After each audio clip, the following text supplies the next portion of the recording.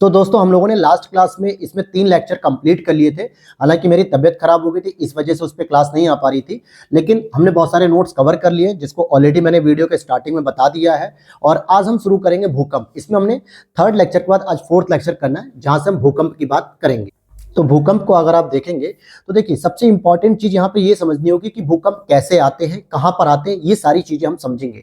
लेकिन भूकंप होता क्या, पहले तो आपको ये पता होना चाहिए। आपने अक्सर देखा होगा कि जमीन हमारी हिलने लगती है अचानक से, और बिल्डिंग्स जो है कि हिलने लगती है। कभी कभी भूकंप बहुत तेज होता है, जिसको हम रिक्टर स्केल पे जब मापते हैं तो पता चलता है कि 5 पॉइंट से अधिक था, यानी कि 6% का, 6 पॉइंट का था, 5% का था, मतलब 5 पॉइंट का।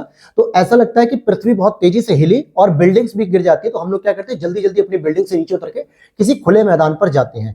तो जो भूकंप होता है ये सामान्यतः जमीन के अंदर कुछ ऐसी प्लेटें होती हैं जो आपस में संचलन करती रहती हैं, आपस में गतिमान होती हैं, और जब वो आपस में घर्षण करते हैं, इट मींस की टकराती हैं, तो हमें भूकंप की स्थिति का पता लगता है। तो जैसे इसीलिए हम कहते हैं इसको प्लेट विवर्तनिकी, इसको इंग्लिश में कहा जाता है प्लेट टेक्टोनिक मूवमेंट होता है। इसकी अवधारणा 1960 में सबसे पहले प्रतिपादित की गई थी, और प्लेट विवर्तनिकी सिद्धांत समुद्र तल का विस्तारण सिद्धांत पर आधारित है। कहने का मतलब हो गया कि जैसे जैसे समुद्र का सागर वाला तल, जो नीतल वाला होता है हिस्सा, वो जब स्प्रेड कर रहा होगा, प्रसार कर रहा होगा, तो कहीं ना कहीं पृथ्वी जो कि स्थल खंड वाली जिसपे हम लोग रह रहे हैं वो सिकुड़ेगी। असल में ये आपका एक गोला है पृथ्वी का। अगर मान लो कोई हिस्सा जो है कि ज्यादा स्प्रेड कर रहा है, ज्यादा फैल रहा है, तो कोई ना कोई स्थल खंड होगा, वही तो सिकुड़ेगा। ऐसा तो है नहीं कि पृथ्वी जो है कि बाहर टेढ़ी हो जाएगी, ऐसा नहीं है। पृथ्वी रहेगी तो गोल, लेकिन वही बात है कि कुछ हिस्सा अगर फैल रहा है तो कोई ना कोई हिस्सा टूटेगा, सिकुड़ेगा, आपस में एक दूसरे से रगड़ खाएगा, एक दूसरे के ऊपर चढ़ेगा। तो ऐसी स्थिति में ही प्लेट का मूवमेंट होता है। और 3 प्रकार की यहाँ पे भूकंपीय तरंगें पैदा होती हैं जब आपस में 2 प्लेटें टकराती हैं। कैसे कैसे टकराती है, पहले मैं आपको वो समझा देता हूं। तो अगर आप इन शॉर्ट समझना चाहेंगे, जैसे आप देखो, एक होता है आपका इस तरीके की, मान लो आपस में एक दूसरे की तरफ प्लेटें आ रही होती है, तो इसको हम लोग कहते हैं अभिसरण जोड़, यानी आपस में जो है कि क्या हो रही है, आपस में टकरा रही हैं। और एक होता है आपका एक दूसरे के जस्ट अपोजिट जाना, तो यहाँ पे टेंशन होती है, यानी कि तनाव मूलक होता है। और एक होता है कि पैरेलल चलना, यानी कि चल तो रही है लेकिन एक दूसरे के पैरेलल चल रही हैं। या दूसरे डायग्राम में अगर मैं दिखाना चाहूं तो यहाँ पे आप देख सकते हो कुछ इस तरीके से, ऐसे जाएगी और ऐसे जाएगी। तो जब ये आपस में टकराती है तो भी जो है कि पृथ्वी हिलती है, भूकंप की स्थिति आती है। जब ये एक दूसरे से अपोजिट डायरेक्शन में जाती है तो भी यहाँ पे एक गैप बनता है, जिसको हम लोग भ्रंश कहते हैं। तो तनाव होता है, इसलिए भी यहाँ पर जो है कि आपको क्या देखने को मिलता है, गैप देखने को मिलता है। और जब ये आपस में समानांतर स्थिति में चल रही होती है, बस अपोजिट डायरेक्शन में, तो इनके बीच एक फ्रिक्शन बल काम करता है, घर्षण का, जिसकी वजह से मूवमेंट होता है और पृथ्वी हिलती है। इस वजह से भूकंप की स्थिति आती है। हालांकि इसको हम आगे अभी चैप्टर्स में डिटेल और समझेंगे, अभी यहाँ पे छोटा छोटा समझते हैं। तो यहाँ पे 3 प्रकार की भूकंपीय तरंगें उत्पन्न होती है, पी तरंग, एस तरंग, धरातलीय तरंग। हालांकि मैंने वीडियो के आगे ही बता दिया था आपको कि आज मैं दोपहर के बाद एक ऐसी वीडियो लेके आऊंगा जो आपके लिए शॉकिंग हो सकती है शॉर्ट नोट्स को लेके। पूछोगे क्यों सर? क्योंकि आरओ का एग्जाम जो 11 फरवरी को हुआ था, उसमें पूरे के पूरे हमारे घटना चक्र के जो शॉर्ट नोट्स थे, जितने भी मैंने तैयार किए थे और हमारी टीम में निशु में हमने तैयार किए थे, वहां से दोस्तों 45 से 50 प्रश्न एज इट इज पूछे गए, बिल्कुल सेम टू सेम वही स्टेटमेंट।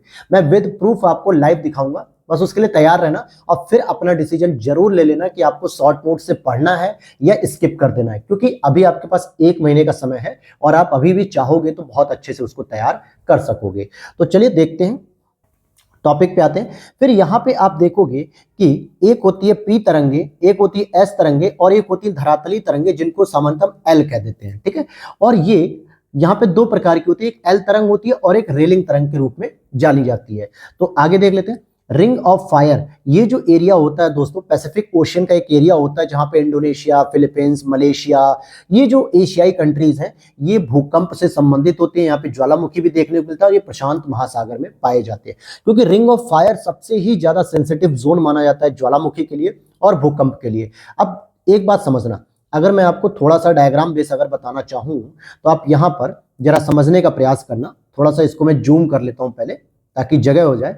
देखिए, एक प्लेट जो है कि इस तरीके से आ रही थी, ठीक है, और एक प्लेट कुछ इस तरीके से आ रही थी। अचानक से ये प्लेट इसके नीचे आके क्या करती है, छेपड़ कर देती है। फिर से डायग्राम बना देता हूं ताकि आप समझ पाओ पूरी। एक प्लेट ये आ रही थी, इस डायरेक्शन से आ रही थी, और एक प्लेट इस तरीके से आ रही थी, इस डायरेक्शन से आ रही थी। जैसे ये टकराती है तो ये नीचे की ओर छेपित हो जाती है।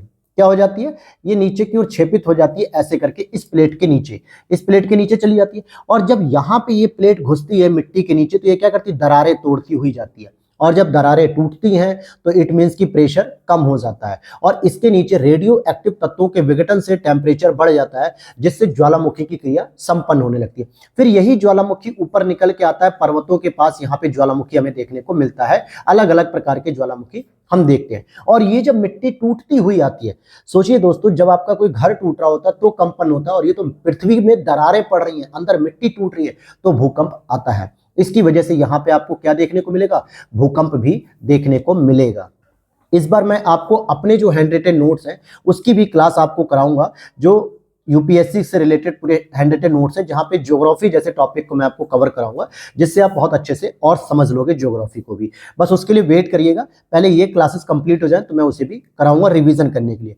हालांकि पीसीएस के लिए वो इतनी हेल्पफुल नहीं होंगी क्योंकि उसमें फैक्ट नहीं है, कॉन्सेप्ट है सारे। फैक्ट के लिए तो यही इंपॉर्टेंट है। और यहाँ पे देखेंगे तो रिंग ऑफ फायर में आपको भूकंप भी दिखेगा, ज्वालामुखी भी दिखेगा, प्रशांत महासागर से संबंधित है। तो एक बात समझ में आ गई, जहां पे ज्वालामुखी पैदा होगा वहां पे कंपन होगा पृथ्वी में, और कंपन होने का मतलब है कि भूकंप भी आएगा। भूकंप लेखी यंत्र पर दूर स्थानों से आने वाली भूकंपी तरंगें अभिलेखित होती हैं। कुछ ऐसे भी क्षेत्र हैं जहां कोई भी भूकंपी तरंगें अभिलेखित नहीं हो पाती है, ऐसे क्षेत्र को हम भूकंपी क्षेत्र, छाया क्षेत्र कहते हैं। तो आपसे अक्सर पूछा जाता है कि भूकंपी शैडो जोन किसे कहते हैं, तो आपसे स्टेटमेंट देता है कि क्या यहाँ पर भूकंप आता है, क्या इसे नोट किया जाता है, तो आप कहोगे बिल्कुल, क्योंकि भाई हमने तो बचपन से यही सुना है ना कि भूकंप का एक मापक यंत्र होता है रिक्टर स्केल, जिसपे बताया था कि यहाँ पे भूकंप इतना मानक का था, यहाँ पे इतना था। लेकिन कुछ ऐसा भी क्षेत्र होता है जहां पे हम भूकंप आता तो है लेकिन उसको मेजरमेंट नहीं कर पाते, उसी को हम भूकंपी शैडो जोन कहते हैं। एक भूकंप का छाया दूसरे भूकंप के छाया क्षेत्र से सर्वथा भिन्न होता है, बिल्कुल अलग अलग होता है। भूकंप अधिकेंद्र से 105 यानी 105 डिग्री और 140 डिग्री के बीच का क्षेत्र होता है, पी और एस तरंगों के लिए छाया क्षेत्र होता है, जिसे हम लोग शैडो जोन भी कहते हैं। हालांकि इसके बारे में आपको उतना जानने की जरूरत नहीं क्योंकि ये कंफ्यूजिंग रहेगा। तो आगे देखते हैं, भूकंपी परिमाण का मापन हम रिक्टर स्केल एवं तीव्रता का संशोधित मर्केली स्केल पर किया जाता है। तो इट मींस कि क्या हो गया कि कितने परिमाण का आया था रिक्टर स्केल पे होता है, और तीव्रता क्या थी, इंटेंसिटी क्या थी, तो मर्केली स्केल पर भी देखते हैं। तो सिंपल लैंग्वेज में कहूं तो रिक्टर स्केल और मर्केली स्केल दोनों ही आपके भूकंप से संबंधित हैं। रिक्टर स्केल का जो आविष्कार किया था 1935 में चार्ल्स एफ रिक्टर ने किया था, इस वजह से इनका नाम हो गया इस पर। और रिक्टर मापन लघुगणकीय पैमाने पर आधारित होती है, जिसका आधार 10 अंक होता है, प्रत्येक अंक सिस्मोग्राफ पर होता है। एक और यंत्र का नाम आपके सामने आ गया, सिस्मोग्राफ। तो अगर आपसे पूछा जाए कि कौन कौन से यंत्र किससे संबंधित है भूकंप से, तो आपको एक तो बताना रिक्टर स्केल बताना है, एक आपको बताना है मर्केली स्केल बताना है, एक आपको बताना है सिस्मोग्राफ। ठीक है, ये तीनों ही आपको बताने पड़ेंगे। ठीक, फिर आगे देखते हैं यहाँ पे।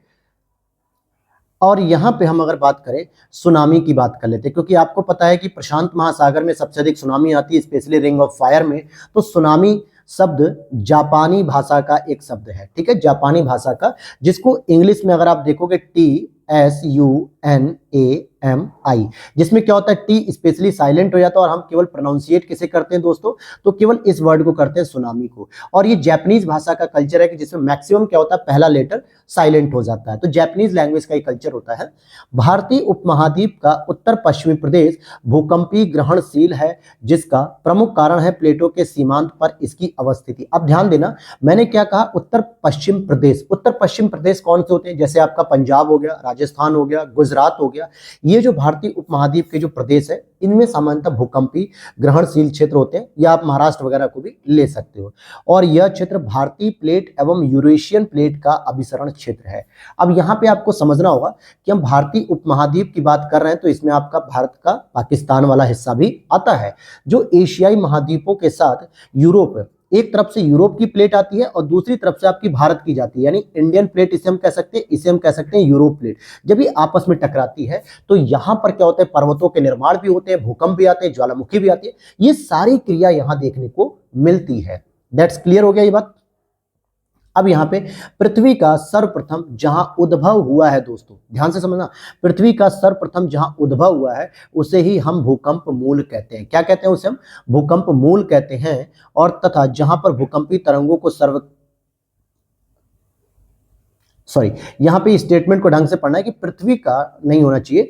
पृथ्वी पर सर्वप्रथम जहाँ पे भूकंपी तरंगों का उद्भव होता है उसे हम भूकंप मूल कहते हैं, और जहाँ पर इन भूकंपी तरंगों को सर्वप्रथम रिकॉर्ड किया जाता है उसे हम अधिकेंद्र कहते हैं। इट मीन्स कि भूकंप मूल को हम क्या कहते हैं इंग्लिश में, फोकस कह देते हैं। अधिकेंद्र को क्या कहते हैं हम इंग्लिश में, ईपी सेंटर कह देते हैं। तो सबसे पहले जो भूकंपी तरंगे उत्पन्न होती हैं वो होती हैं कहाँ पे, फोकस पे, यानी भूकंप मूल। लेकिन हम जहाँ पे महसूस करते हैं उस पॉइंट को हम अधिकेंद्र कहते हैं। इसको थोड़ा सा करेक्ट कर लेना, ठीक है। तो ये वाली चीजें, वीडियो अच्छी लग रही है तो लाइक कर देना। और दूसरी बात कि अगर आप अभी भी चाहते हैं इसकी पीडीएफ को परचेस करना तो नीचे दिए गए व्हाट्सएप नंबर पे मैसेज करके सारे शॉर्ट नोट्स के आप पीडीएफ को परचेस कर सकते हो। सारी क्लासेस आप देख सकते हो। जो बचे हुए नोट्स की क्लास है वो भी मैं अगले 10 दिन में कंप्लीट कर दूंगा। अब हम अगले चैप्टर पे चलते हैं, महाद्वीपों के बारे में। तो जैसे कि महाद्वीप के बारे में आपको पता है कि हमारे पूरे यूनिवर्स में, या यूं कहें कि पूरे वर्ल्ड पे, पृथ्वी 7 महाद्वीप हैं, जिसमें आपका नॉर्थ अमेरिका हो गया, साउथ अमेरिका हो गया, यूरोप हो गया, एशिया महाद्वीप हो गया, ऑस्ट्रेलिया महाद्वीप हो गया, और आपका अफ्रीका महाद्वीप हो गया, और नीचे आपका अंटार्कटिका महाद्वीप होता है। लेकिन वो नो मैन लैंड होता है, यानी कि अंटार्कटिका पे कोई रहता नहीं, बस केवल रिसर्च सेंटर वगैरह एस्टैब्लिश किए जाते हैं।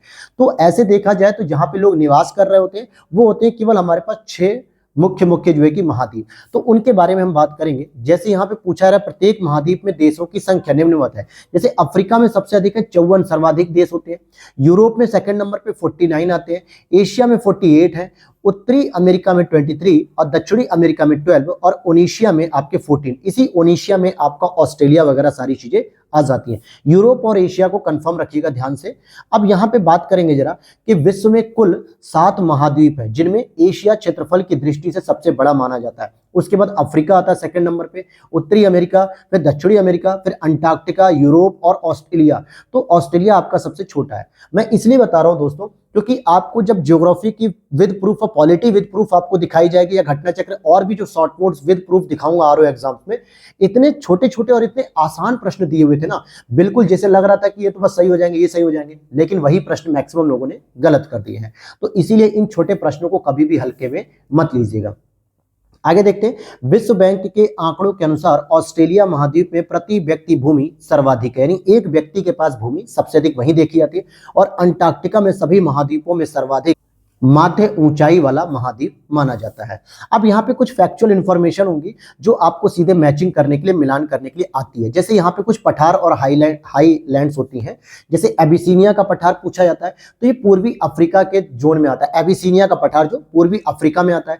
गुयाना हाईलैंड्स कहाँ पे होती है, उच्च भूमि, तो ये उत्तरी दक्षिणी अमेरिका में होती है, जो आपने देखा होगा वेनेजुएला के नीचे सूरीनाम, गुयाना, ब्राजील, ये वाली जो लोकेशन है। हालांकि मैं मैपिंग की क्लास आपको 1 से 2 दिन में शुरू करने वाला हूं, जहां पे हम सभी महाद्वीपों को बहुत अच्छे से कवर करेंगे। फिर ओकावांगो द्रोणी की बात करेंगे तो इसमें देखोगे दक्षिण पश्चिम अफ्रीका में मिलेगा आपको, ओकावांगो नदी के पास। और एटलस पर्वत की बात करूंगा तो उत्तर पश्चिमी अफ्रीका के पास देखने को मिलेगा, जिसमें आपको मुख्य रूप से जो आपके ये जो देश आते हैं ना, जैसे मोरक्को हो गया, अल्जीरिया हो गया, वेस्टर्न सहारा हो गया, ये सभी एटलस पर्वत के आसपास आ जाएंगे। अब देखते हैं, यूरोप एवं दक्षिणी अमेरिका दोनों ही महाद्वीपों में अधिक मात्रा में मैदानी भाग का विस्तार देखने को मिलता है। प्रतिशतता की दृष्टि से यूरोप में मैदानी भाग का प्रतिशत सर्वाधिक देखने को मिलता है, यानी कि अगर हम परसेंटेज की बात करेंगे तो सबसे अधिक हमें मैदानी भाग यूरोप में देखने को मिलता है। कुछ स्थलाकृतियां और महाद्वीप, जैसे कांकागुआ की बात करेंगे तो दक्षिणी अमेरिका में एक चोटी भी है जो आपको एंडीज पर्वतमाला पे देखने को मिलेगी, चिली और अर्जेंटीना के बॉर्डर पे। मेसेटा की बात करेंगे तो ये यूरोप में आता है। सेरेंगेटी मैदानी भाग की बात करेंगे तो ये भी अफ्रीका में आता है। और गिब्सन डेजर्ट की बात करेंगे तो ऑस्ट्रेलिया में आता है। हालांकि ऑस्ट्रेलिया को हम लोग प्यासी भूमि का देश भी कहते हैं, क्योंकि यहाँ पे करीब 7 बड़े बड़े मरुस्थल देखने को मिलते हैं, जिसमें आपका विक्टोरिया हो गया, गिब्सन हो गया, सैंडी हो गया। तो इस प्रकार के अलग अलग देखने को मिलेंगे जो हम ऑस्ट्रेलिया महाद्वीप में कवर करेंगे। यहाँ पे अब हम पढ़ेंगे विश्व की कुछ प्रमुख पर्वत श्रृंखलाएं या पर्वत श्रेणियां। तो देखिए, जहां पर सीधे सीधे फैक्चुअल इंफॉर्मेशन होगी वहां पर हम फैक्चुअल इंफॉर्मेशन को कवर करेंगे, और जहां जरूरत पड़ने पर हमें देखना पड़ेगा कि हाँ यहाँ पे कॉन्सेप्ट के साथ डिस्कशन करना है तो हम वहां पे डिस्कशन भी करेंगे। अब जैसे डार्लिंग श्रृंखला की बात करेंगे तो ऑस्ट्रेलिया के दक्षिण पश्चिम तट पर अवस्थित है, और ये आपके 2019 के प्रीलिम्स एग्जाम्स में आया था यूपीपीसीएस के। अब ऑस्ट्रेलिया का जो दक्षिण पश्चिम तट कौन सा होगा, मान लेते हैं कि अगर मैं एक ऑस्ट्रेलिया का एक छोटा सा नक्शा बनाऊं, एक छोटा सा नक्शा ही बनाया मैंने, पता नहीं सही बनाया कि नहीं, लेकिन अगर आप देखोगे तो इसमें ये वाला हिस्सा ऐसे ही तो बनेगा, ये हो जाएगा नॉर्थ, ये साउथ, ये आपका वेस्ट और ये ईस्ट हो जाएगा। और कहाँ पे हमने बताया, दक्षिण पश्चिम एशिया में। इट मीन्स कि इस वाले पॉइंट पे आपको जो डार्लिंग श्रृंखला है, मरे डार्लिंग नदी की बात नहीं कर रहा हूं, वो आपको इस जोन में देखने को मिलेगी, लेकिन ये जो डार्लिंग श्रृंखला है वो इस जोन में देखने को मिलती है। पर्वतों का सागर किसे कहा जाता है, तो ब्रिटिश कोलंबिया को कहा जाता है। अब ध्यान देने वाली बात है कि ब्रिटिश कोलंबिया वर्ड से आप बिल्कुल भी ये मत सोचना कि ये ब्रिटेन में है, बल्कि ये आपको देखने को मिलेगा रॉकीज पर्वत श्रृंखला के पास, कनाडा और अमेरिका के बॉर्डर पे। विश्व की सबसे ऊंची चोटियां किस प्रकार के पर्वतों में पाई जाती है, तो नवीन मोड़दार पर्वत में। अब मैंने इंडियन ज्योग्राफी में आपको बताया था कि नवीन मोड़दार पर्वत क्या होते हैं। दुनिया का सबसे ऊंची चोटी माउंट एवरेस्ट है, जो कि हिमालय पर्वत श्रृंखला में। हिमालय एक नवीन मोड़दार पर्वत है जिसको हम लोग फोल्डेड माउंटेन भी कहते हैं। इसी तरीके से आपको रॉकीज में मिलेंगी, एंडीज में मिलेंगी, ये सभी नवीन मोड़दार पर्वत हैं जो अभी नए युग में बने हैं और अभी इनमें विकसित होने की संभावनाएं बहुत ज्यादा हैं। आगे देखते हैं, विश्व की सर्वोच्च चोटी Mount Everest, Sagarmatha, Chomolungma 8,848.86 metre Himalaya में स्थित है और ये नवीन मोड़दार पर्वत ही हैं। तो विश्व की जो सर्वोच्च चोटी है माउंट एवरेस्ट, इसको हम लोग सागरमाथा भी कह देते हैं या तिब्बती भाषा में हम इसको चोमोलुंगमा भी कहते हैं। फिर आगे देखते हैं यहाँ पर कि एंडीज की बात करेंगे तो ये दक्षिणी अमेरिका विश्व की सबसे लंबी पर्वत श्रृंखला है। क्या है ये, विश्व की सबसे लंबी पर्वत श्रृंखला एंडीज मानी जाती है।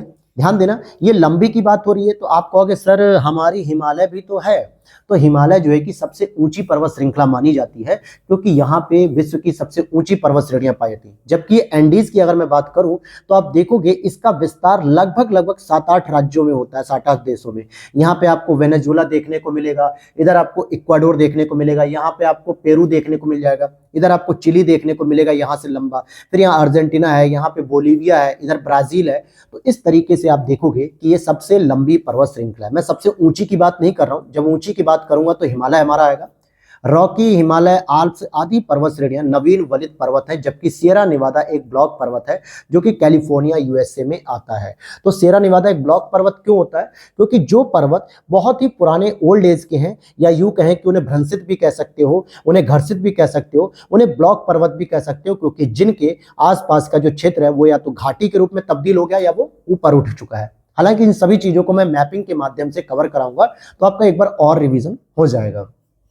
फिर दक्षिणी आल्प्स पर्वत की बात करें, अक्सर लोग एटलस पर्वत और आल्प्स पर्वत को लेकर कंफ्यूज हो जाते हैं।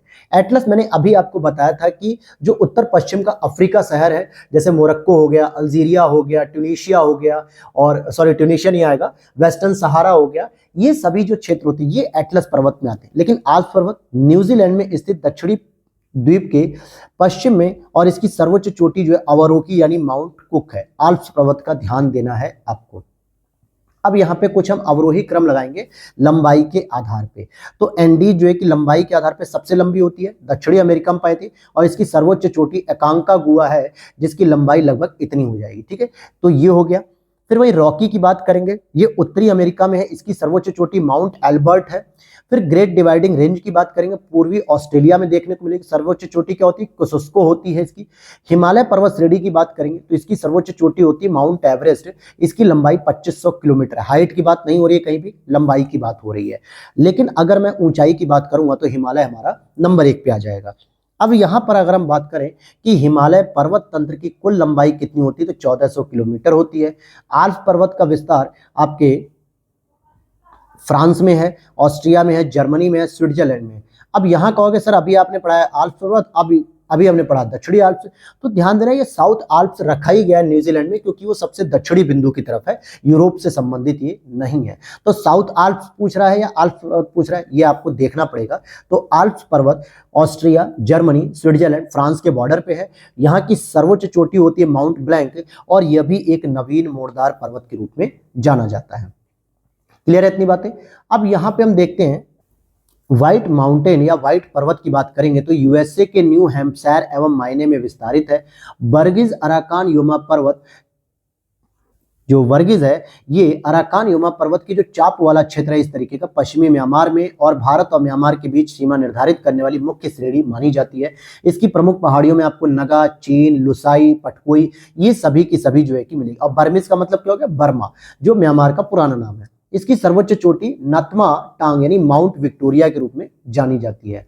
जब ब्लैक फॉरेस्ट की बात करेंगे तो ये जर्मनी में स्थित है, राइन नदी के पूर्वी किनारे पर स्थित है। और जबकि वॉर्जेस पर्वत की बात करेंगे तो ये पश्चिमी किनारे पर स्थित है। यानी राइन नदी अगर बीच से जा रही है आपकी जर्मनी से होते हुए, हालांकि राइन नदी से एक प्रश्न सीधा सीधा पूछा गया अभी, एम्स्टर्डम और ये सारी चीजें जो आपको देखो यहाँ पे देखने को मिलेगा। आपको बिल्कुल वही प्रश्न आए थे इस बार दोस्तों जो हमारे शॉर्ट नोट से फंस रहे थे। तो राइन नदी के वेस्टर्न तट पे आप ईस्टर्न तट पे आप देखोगे कि आपको ब्लैक फॉरेस्ट पर्वत मिलेगा जर्मनी का, और इस तरफ लेफ्ट साइड में आपको मिलेगा पश्चिमी तट पे वॉर्जेस पर्वत। तो जरा राइन नदी की बात कर लेते हैं डिटेल से। स्विट्जरलैंड में आल्प पर्वत क्षेत्र से निकलती है, जर्मनी, फ्रांस, नीदरलैंड में बहती हुई उत्तरी सागर में गिरती है। और नीदरलैंड का रॉटरडम और एम्स्टर्डम ये जो इंपॉर्टेंट जो है कि पोर्ट है, बंदरगाह, ये इसी नदी पर है। और इसके तट पर कोलोन और बॉन शहर भी स्थित है। ब्लॉक पर्वत अवस्थित है यूएसए के नॉर्थ कैरोलिना प्रांत में। ध्यान देना कि ये ब्लैक फॉरेस्ट नहीं, ओनली ब्लैक पर्वत लिखा हुआ है, ब्लॉक पर्वत। तो ये इस तरीके की चीजें जो आप कंफ्यूज हो जाते हो। अगर हम बात करें Rockies, Atlas plus Alps, Andes और हिमालय पर्वत टर्शरी अल्पाइन यूगीन वलित पर्वत है। जबकि अपलेशियन एक प्राचीन पर्वत है जो कि अमेरिका के पूर्वी क्षेत्र की तरफ पाया जाता है, अपलेशियन वाले में। और इसका निर्माण कैलिडोनियन युग में हुआ था। यूराल पर्वत की बात करेंगे, अरावली पर्वत की बात करेंगे, अपलेशियन पर्वत की बात करेंगे, तो ये सभी प्राचीन वलित पर्वत यानी ओल्ड फाउल्डेड माउंटेन है। ये यूराल पर्वत क्या होता है दोस्तों, एशिया और यूरोप की बाउंड्री शेयर करता है, आपके यूरेशिया और मतलब यूरोप और एशिया को अलग करता है। ड्रैकेंसबर्ग पर्वत की बात करेंगे तो दक्षिणी अफ्रीका में स्थित है, जिसका विस्तार दक्षिण अफ्रीका और लेसेथो में स्थित है। अगर आप साउथ में एकदम अफ्रीका के पॉइंट में जाओगे जहां पे जोहान्सबर्ग की सिटी है, उसी के आसपास आपको ड्रैकेंसबर्ग पर्वत देखने को मिलेगा। फिर यहां पे हम देखते हैं आगे, एटलस पर्वत स्थित है अफ्रीका में, जिसका विस्तार है आपका मोरक्को, अल्जीरिया, ट्यूनीशिया, यही 3 प्रमुख देश थे जो मैं आपको बता रहा था। और पर्वत और यहाँ पे कुछ देश हैं जैसे अलेगेनी ये आपका यूएसए में स्थित है, कैंटाब्रियन ये आपका स्पेन में स्थित है, एल्बुर्ज आपका ईरान में है, मैकेंजी आपकी कनाडा में रेंज है। हालांकि ये सभी चीजें मैं बहुत अच्छे से क्लियर करूंगा आपको। फिर आगे कोसिस्को पर्वत की बात करेंगे। अभी हमने पढ़ा था ये कि कहां पे देखने को मिला था, न्यू साउथ वेल्स ऑस्ट्रेलिया में। ऑस्ट्रेलिया का सबसे ऊंचा पर्वत ये माना जाता है, जो कि ग्रेट डिवाइडिंग रेंज पर हमने देखा था न्यू कोसिस्को पर्वत जो है की। फिर वहीं पे माउंट देनाली या माउंट मैकिनले के नाम से जानी जाने वाली ऊंचाई अगर हम देखेंगे 6190 मीटर। उत्तरी अमेरिका अलास्का का यह सर्वोच्च पर्वत है। किसका है ये सर्वोच्च पर्वत? उत्तरी अमेरिका का, जो कि अलास्का में स्थित है। एल्ब्रुस पर्वत की बात करेंगे तो ये लगभग 5642 मीटर हाइट है और रूस और यूरोप का सर्वोच्च पर्वत ये माना जाता है। किलिमंजारो की बात करेंगे तो इसकी ऊंचाई 5895 है और ये तंजानिया में स्थित है। अफ्रीका का सर्वोच्च ऊंचा पर्वत भी ये देखने को मिलता है। पर्वत श्रेणी की बात करेंगे तो आल्प्स पर्वत एक तरीके के वलित पर्वत है। वॉर्जेस की बात करेंगे तो भ्रंशोत है। विंध्य की बात करेंगे अवशिष्ट है। फ्यूजियामा की बात करेंगे तो ज्वालामुखी पर्वत है, जो ज्वालामुखी से निर्मित होते हैं। किससे निर्मित होते हैं? ज्वालामुखी से। फिर आगे देखते हैं इसी प्रकार की और भी चीजें। देखिए ये जो वन लाइनर फैक्ट चला ना, यहाँ से कई बार होगा कि मिलान करने के लिए आएगा। ज्योग्राफी में भी इसी प्रकार से अलग अलग पॉइंट को उठाया और एक प्रश्न में रख दिया, जिससे मिलान करने में आपको पूछा गया था आरओ एग्जाम्स में। तो ये ध्यान देना कि एक जैसा प्रश्न अगर बन रहा है तो कहीं ना कहीं अलग अलग पॉइंट को एक जगह करके पूछा जाएगा। जैसे ऑयल रिफाइनरीज थी, कोयले पे आधारित जो है कि संयंत्र थे, ये सारी चीजें मैं प्रूफ के साथ आपको दिखाऊंगा। तो इसी तरीके से आपको इसमें भी फोकस करना है। जैसे माउंट टिटलस की बात करेंगे तो स्विट्जरलैंड में स्थित है। एपेनाइन की बात करें, एपेनाइन्स पर्वत भी कहते हैं, इटली में स्थित है और सर्वाधिक ऊंची चोटी इसकी कार्नो ग्रांडे है। स्पेन और फ्रांस के मध्य पिरनिस पर्वत सीमा बनाता है। तो जो पिरनिस पर्वत है, पिरेनिस पर्वत, ये स्पेन और फ्रांस के बीच होता है। गोलन हाइट्स अक्सर चर्चा में रहती है। ये मध्य पूर्व एशिया में स्थित है। दक्षिण पश्चिम सीरिया में भी स्थित इसको माना जाता है। यानी मध्य पूर्व एशिया का जो शहर है सीरिया, इसमें ये गोलन हाइट्स आपको देखने को मिलेगी। और चिम्बाराजो जो पर्वत श्रेणी है, ये इक्वाडोर में देखने को मिलती है। इक्वाडोर मीन्स क्या हो गया? ये आपका साउथ अमेरिका का पार्ट हो गया। अब यहाँ पे हम कुछ पठारों की बात कर लेंगे, ठीक है? तो पठारों की, अब देखिए यहाँ पे ये पूरा का पूरा फैक्चुअल इंफॉर्मेशन है। अगर आप इसको एक एक पॉइंट टू पॉइंट रटे रहोगे ना, तो यहाँ से जो भी प्रश्न आपको मैचिंग करने के लिए आएगा, कूट मिलान करने के लिए, आप बिल्कुल सही करके आओगे। जैसे तिब्बत के पठार की समुद्र तल से औसत ऊंचाई है लगभग 5 किलोमीटर यानी 5000 मीटर। कुल क्षेत्रफल है इसका 2.5 मिलियन वर्ग किलोमीटर है पठार का। पश्चिमी भाग को हम चांगतांग भी कहते हैं। दक्षिणी अमेरिका में खनिजों का भंडार पैटागोनिया के पठार को कहा जाता है। पैटागोनिया का पठार कहाँ पाया जाता है, ये देखो दक्षिणी अमेरिका में। और जब मैपिंग कराऊंगा तो इसमें यह भी बताऊंगा कि पैटागोनिया का पठार कितने देशों से होकर जाता है या कितने देशों में इसका विस्तार है। आइबेरियन प्रायद्वीप में स्थित यूरोपीय देश स्पेन के अधिकांश भाग पर मेसे पठार विस्तृत है। कौन सा पठार, मेसे पठार। ये कहां पर विस्तृत है, स्पेन में, आइबेरियन आइलैंड पे पाया जाता है। स्पेन की राजधानी मैड्रिड भी इसी पठार पर स्थित है, मेसे पठार पर। संसार की छत यानी रूफ ऑफ द वर्ल्ड किसे कहते हैं, हम पामीर के पठार को कहते हैं। और जहां पे कई पर्वतों का ये मिलन बिंदु भी है। मध्य एशिया की दक्षिणी सीमा पामीर पठार द्वारा निर्धारित ही होती है। फिर इसी तरीके से विश्व का सबसे पठार, जो सबसे बड़ा पठार है, तिब्बत का पठार, या जिसे हम पामीर की छत भी कहते हैं, पामीर का पठार।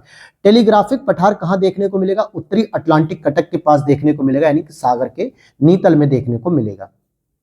फिर घाटियों की बात करें तो यूएसए के कैलिफोर्निया में स्थित मृतक घाटी, जिसे हम डेथ वैली भी कहते हैं, ये एक प्रकार की रिफ्ट घाटी है, या इसे हम शैतान का गोल्फ कोर्स भी कहते हैं, डेविल्स गोल्फ कोर्स। और यूएसए की सबसे गर्म और सबसे शुष्कतम घाटी के रूप में इसे जाना जाता है। अगर हम पंजशीर घाटी की बात करें तो देखिए अभी इस बार आरओ के एग्जाम्स में हिस्टोरिकल प्रश्न पूछे गए हैं अफगानिस्तान से। काबुल को पूछा, कांधार को पूछा, फिर वहीं पे मैचिंग करने के लिए दे दिया जो है कि फरगना और समरकंद, गजनी वगैरह पूछा था। तो इसलिए अफगानिस्तान को ध्यान में रखना कि उत्तर पूर्वी अफगानिस्तान में काबुल में ये नॉर्थ में है पंजशीर घाटी, और इस घाटी से होकर पंजशीर नदी भी गुजरती है। सिलिकॉन वैली की बात करेंगे, कैलिफोर्निया में सैन फ्रांसिस्को खाड़ी में के दक्षिणी भाग में स्थित है, और ये कंप्यूटर चिप उत्पादन का क्षेत्र माना जाता है। अब यहाँ पे हम आगे देखते हैं कि टेलर घाटी की बात करेंगे तो इसकी खोज जो है आपके रॉबर्ट फॉल्कन ने की थी 1903 में, और इनकी मृत्यु की घाटी भी इसे हम कहते हैं, डेथ वैली भी इसे हम कहते हैं, और टेलर घाटी भी इनके नाम पे रहती है। ग्रेट आर्टिजन बेसिन, ये कहाँ पे भाई, तो ये आपका ग्रेट आर्टिजन बेसिन आपका ऑस्ट्रेलिया में, विश्व की बृहत्तम भूमिगत जल बेसिनों में से ये एक है, यानी यहाँ पे सबसे बड़ा जल बेसिन देखने को मिलता है। वहीं ग्रेट बेसिन की बात करेंगे, जिसको हिंदी में बृहत बेसिन कहते हैं, इंग्लिश में ग्रेट बेसिन, तो ये आपका यूएसए में है और मरुस्थल में स्थित एक जल विभाजक है, रॉकी पर्वत और सियरा निवादा के बीच में। रॉकी पर्वत आपका न्यू फोल्डेड माउंटेन यानी कि नवीन मोड़दार पर्वत है, जबकि सियरा निवादा आपका ब्लॉक पर्वत का उदाहरण होता है।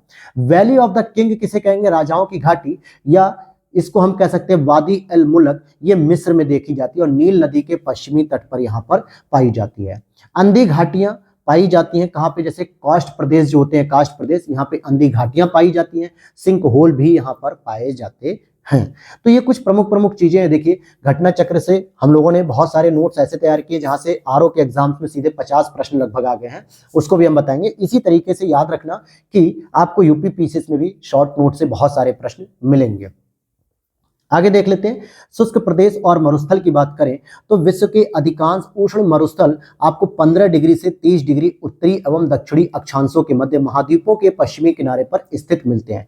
अब यहाँ पे जरा सा मैं आपको डायग्राम के बेस पे थोड़ा समझाना चाहूंगा। जैसे मान लेते हैं कि अगर कोई एक महाद्वीप है, ठीक है, ये आपका महाद्वीप है, चलो मैं महाद्वीप ना बना के मैं सीधे एक 0 डिग्री की अक्षांश रेखा बनाता हूं, और अगर मैं बात करूं कि यहाँ पे एक 15 डिग्री की अक्षांश रेखा है और यहाँ पे एक 30 डिग्री की अक्षांश रेखा है, ये तो हो गया सब नॉर्थ में, और यहाँ पे भी आपको मिलेगी एक 15 डिग्री साउथ में और ये मिलेगी 30 डिग्री साउथ में। तो अब अगर यहाँ पे हम बात करें कि अगर हमारा भारत का कुछ इस तरीके से नक्शा बनता है, भारत हमारा कुछ इस तरीके से, तो यहाँ ये पूछा जा रहा है, अगर देखोगे कि विश्व के अधिकांश उष्ण मरुस्थल जो उष्ण कटिबंधीय जोन होते हैं, जो कि आपको 0 से 30 डिग्री के बीच में देखने को मिलेंगे, तो सामान्यतः 15 से 30 डिग्री उत्तरी एवं दक्षिणी अक्षांशों के मध्य महाद्वीपों के पश्चिमी किनारे पे। हमारा मान लो ये भारत है, तो हमें राजस्थान का मरुस्थल कहाँ देखने को मिलता है, इसी क्षेत्र में तो देखने को मिलता है। इट मीन्स कि पश्चिमी क्षेत्र में ही तो देखने को मिल रहा है ना, कहाँ मिल रहा है, पश्चिमी क्षेत्र में ही देखने को मिल रहा है। मैं जरा इसको फिर से ड्रॉ कर दूं एक बार आपको, यहाँ पे भारत का लोकेशन मैंने ज्यादा ऊपर कर दिया है, तो आप यहाँ पे देख लो कुछ इस तरीके से। अब जरा मेरे को बताओ, ये पश्चिमी जोन है कि नहीं है? ये आपका 0 से 30 डिग्री में आ रहा है कि नहीं आ रहा है? और ये पश्चिमी जोन है, तो इसीलिए मैक्सिमम आप देखोगे डेजर्ट, चाहे आप अफ्रीका महाद्वीप का देख लो, वो भी अगर आप साउथ में देखोगे तो साउथ में कुछ इस तरीके से आपको देखने को मिलता है अफ्रीका महाद्वीप। तो यहाँ पे ही तो आपको देखने को मिलता है पूरा का पूरा पश्चिमी, तो पश्चिमी तट के किनारे पर ही सबसे अधिक आपको देखने को क्या मिलेंगे? मरुस्थल देखने को मिलेंगे, उष्ण कटिबंधीय। व्यापारिक पवनें जैसे कि दो व्यापारिक पवनें जैसे जैसे पश्चिमी की ओर जाती हैं, उनकी नमी और आर्द्रता में कमी आती जाती है, इसलिए वर्षा नहीं होती है। फॉर एग्जांपल 0 डिग्री ये रहा, 30 डिग्री आपका ये रहा नॉर्थ, और 30 डिग्री आपका ये रहा साउथ है। जो व्यापारिक पवनें हैं दोस्तों इस तरीके से चलती है, 0 डिग्री की ओर आपस में आती है, 0 डिग्री की ओर इस तरीके से व्यापारिक पवनें आपकी चलते हैं, ठीक है। और ये 30 डिग्री से चलती है, इट मींस कि हाई प्रेशर से ये चलती हैं और किधर जाती है? लो प्रेशर की ओर, 0 डिग्री की ओर। जब ये इस तरफ आती है, पूर्वी तट से ईस्ट से वेस्ट की ओर आ रही हैं, तो इनमें नमी कम हो गई, तो इसका मतलब वर्षा की मात्रा कम हो जाएगी, आर्द्रता कम होगी, इसीलिए वेस्टर्न वाले एरिया में मरुस्थल बन जाता है, क्योंकि यहाँ पे बारिश नहीं हो पाती, इसलिए ये वाले जो जोन है दोस्तों ये क्या बनते हैं? मरुस्थल बनते हैं, इसीलिए पूछा जाता है। और यही प्रश्न आपने देखा होगा आरओ के एग्जाम्स में भी कुछ इसी तरीके की चीजें पूछी गई थी, वो भी हमारे शॉर्ट नोट्स में था। मानव जाति जितनी ऊर्जा एक वर्ष में उपभोग करती है, उससे अधिक ऊर्जा विश्व के मरुस्थल मात्र 6 घंटे में ही प्राप्त कर लेते हैं। इसीलिए कहा जाता है कि जो सोलर एनर्जी के प्लांट है वो सबसे अधिक सक्सेस होंगे आपके मरुस्थल के क्षेत्र में। अतः मरुस्थल सतत ऊर्जा उत्पादन के प्रभावकारी स्रोत हो सकते हैं। ऐसा क्षेत्र जहां पे औसत वार्षिक वर्षण 25 सेंटीमीटर से कम होता है, मरुस्थल की श्रेणी में आता है। यानी जहां पे वर्षा जो है आपकी 25 सेंटीमीटर से कम होती है या 250 मिलीमीटर से कम होती है, तो उसे हम कौन से क्षेत्र में रखते हैं? उसे हम मरुस्थल के क्षेत्र में रखते हैं, उसे हम मरुस्थल कहते हैं। आगे देखते हैं, कुछ प्रमुख मरुस्थलों की बात कर लेते हैं, जैसे सहारा मरुस्थल जो कि विश्व का सबसे बड़ा नॉन पोलर मरुस्थल है। नॉन पोलर क्यों कहा जा रहा है?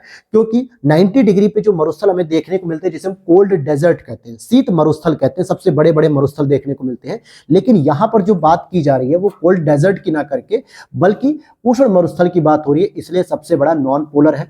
संसार का सबसे बड़ा उष्ण मरुस्थल भी है। कुल क्षेत्रफल 3.6 मिलियन वर्ग है और ये अफ्रीका में स्थित है। संसार का सर्वाधिक जनसंख्या वाला मरुस्थल हमारा थार मरुस्थल है। यहाँ का जनसंख्या घनत्व तो सर्वाधिक है। इट मींस कि थार मरुस्थल जो कि भारत के राजस्थान वाले क्षेत्रों में और कुछ पाकिस्तान के क्षेत्रों में विस्तृत है, यहाँ पे सबसे अधिक जनसंख्या रहती है, यहाँ पे डेंसिटी सबसे अधिक है। तकला मकान की बात कर लेते हैं, जो चाइना में देखने को मिलेगा आपको। तकला मकान मरुस्थल मध्य एशिया के जिनजियांग प्रांत यानी चीन में अवस्थित है और दक्षिण में कुनलुन पर्वत है और पश्चिम में पामीर और उत्तर में तियानशान पर्वत से घिरा हुआ है।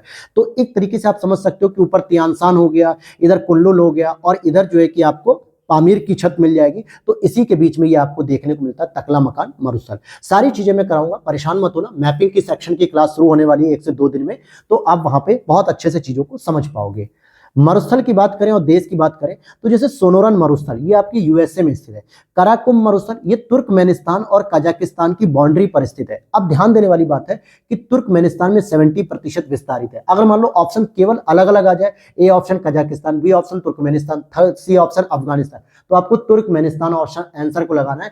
कंफ्यूज मत होना, क्योंकि कजाकिस्तान में इसका जो लैंड एक्वायर है वो बहुत ही कम देखने को मिलता है। तो क्या लगेगा आंसर दोस्तों? तुर्कमेनिस्तान लगेगा। और ये कैस्पियन सी के पास है। गिब्सन की बात करेंगे तो ऑस्ट्रेलिया यानी पश्चिमी ऑस्ट्रेलिया में आता है। इसी तरीके से दस्त ए लुट ये ईरान में आता है। गोबी मरुस्थल मंगोलिया में आता है। चाइना में नहीं करना है, मंगोलिया में करना है। थार मरुस्थल या ग्रेट इंडियन डेजर्ट की बात करेंगे तो दक्षिण एशिया का सबसे बड़ा ये मरुस्थल है और इसका विस्तार पश्चिमी भारत और पाकिस्तान में देखने को मिलता है। अटकामा मरुस्थल की बात करेंगे दक्षिणी अमेरिका में देखने को मिलेगा, स्पेशली अर्जेंटीना में देखने को मिलेगा और ये सबसे शुष्क मरुस्थल देखने को मिलता है। इसे घोस्ट टाउन भी हम कह सकते हैं, अर्जेंटीना और चिली के बॉर्डर पे होता है। यह पृथ्वी का सर्वाधिक शुष्क क्षेत्र है, यानी घोस्ट टाउन, प्रेतों का शहर भी इसे कहा जाता है, एक तरीके से प्रेतों का एरिया जहां पे कोई व्यक्ति रहता ही नहीं है।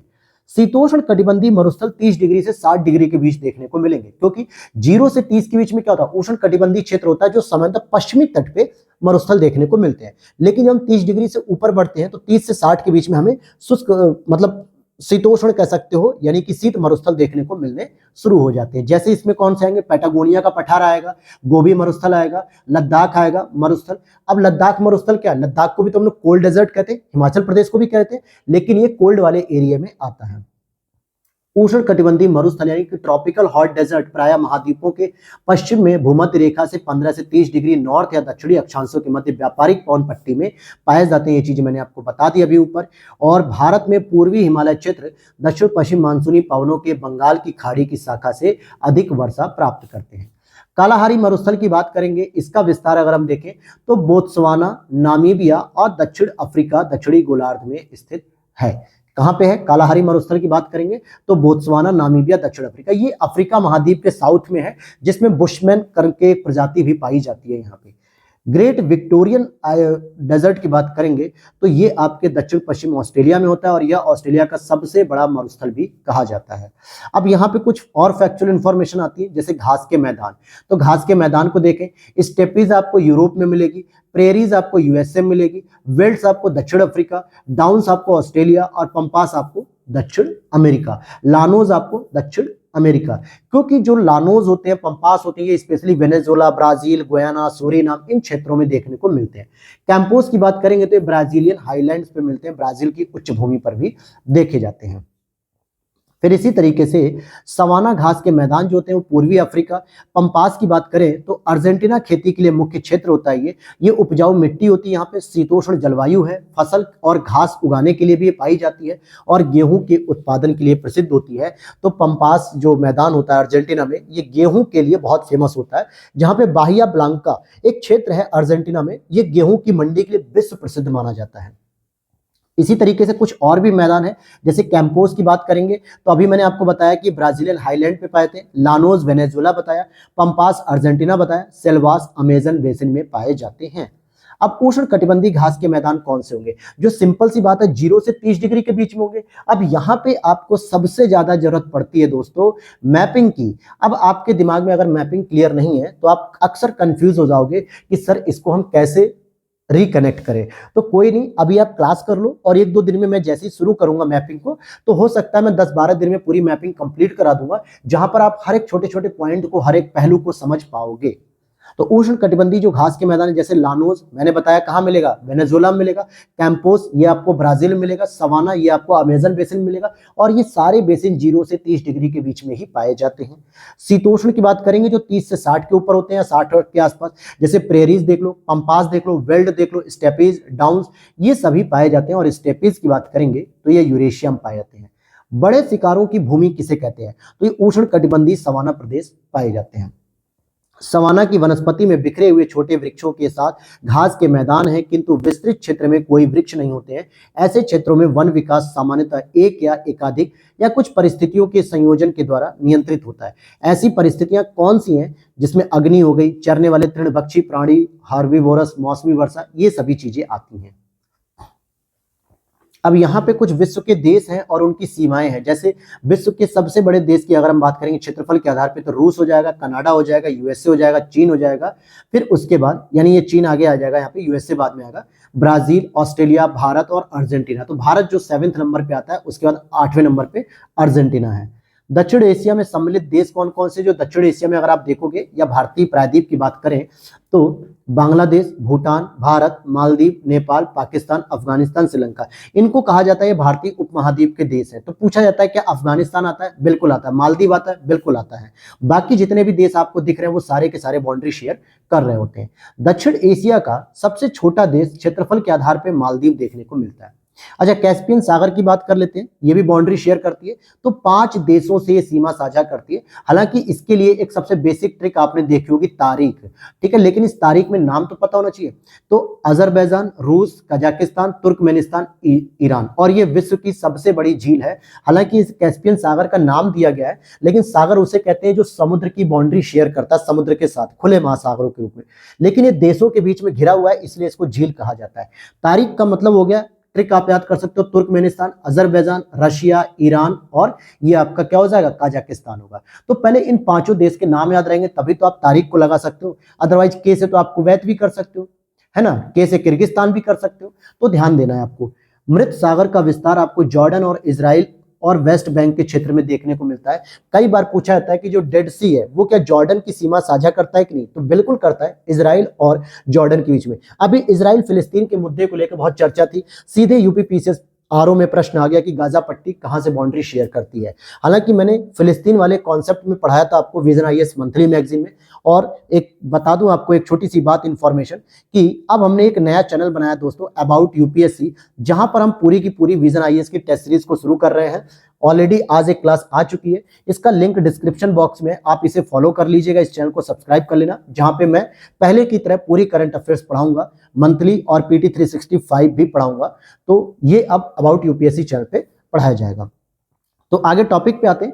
जब मैंने वहां पे इजराइल के बारे में बात की थी तो वहां पे मैंने बताया था इजराइल और फिलिस्तीन किस मुद्दे पर है, क्या संघर्ष है और कौन से ऑपरेशन शुरू किए गए, कौन सी अटैकिंग पावर की गई, किस जगह से बाउंड्री शेयर करते हैं, ये सारी चीजें मैंने आपको बताई थी। अब यहाँ पे अगर हम बात करें कि इजराइल की, तो इजराइल की पश्चिमी सीमा तो भूमध्य सागर से बाउंड्री शेयर करती है, उत्तरी सीमा लेबनान से, उत्तर पूर्वी सीमा सीरिया से और पूर्वी सीमा जॉर्डन से बाउंड्री शेयर करती है। दक्षिण पश्चिम सीमा मिस्र से लगती है। कहां से लगती है दक्षिण पश्चिम सीमा? मिस्र से लगती है दोस्तों। और यहीं से यह प्रश्न पूछा गया था।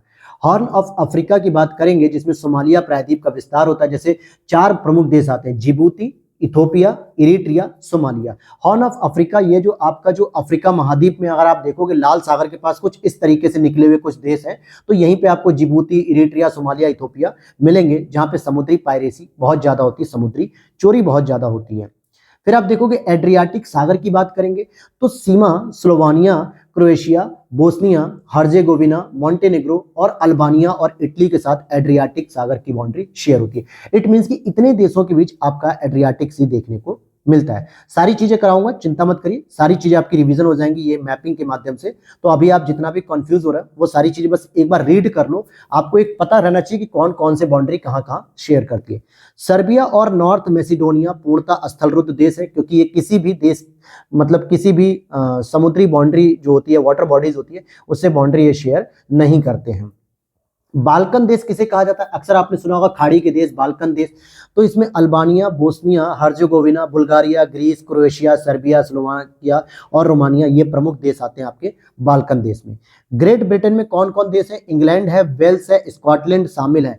कई लोग क्या करते हैं इसमें आयरलैंड को भी शामिल करते हैं। तो ग्रेट ब्रिटेन और उत्तरी आयरलैंड को ही हम यूके यानी यूनाइटेड किंगडम कहा जाता है। तो ध्यान देना कि ये जो ग्रेट ब्रिटेन वर्ड है, तो ग्रेट ब्रिटेन में कौन से आते हैं? इंग्लैंड, वेल्स, स्कॉटलैंड, ये तो आ गया इसमें। और उत्तरी आयरलैंड को जब आप इसमें इंक्लूड कर दोगे तो ये ग्रेट ब्रिटेन की जगह यूनाइटेड किंगडम हो जाएगा। तो ये वर्ड आपको याद रखने हैं। ओशिनिया में कुल 14 देश आते हैं, जिसमें ऑस्ट्रेलिया महाद्वीप सबसे बड़ा माना जाता है, जिसमें मेलेनोशिया हो गया, माइक्रोनेशिया हो गया, पॉलिनेशिया हो गया। स्कैंडिनेवियाई प्रायद्वीप में नॉर्वे और स्वीडन देश होते हैं, और भी आते हैं जैसे Sweden, Norway, Finland, Iceland, Denmark, ये प्रमुख देश आते हैं जो यूरोप के ऊपरी क्षेत्र में होते हैं, आर्कटिक के नजदीक होते हैं।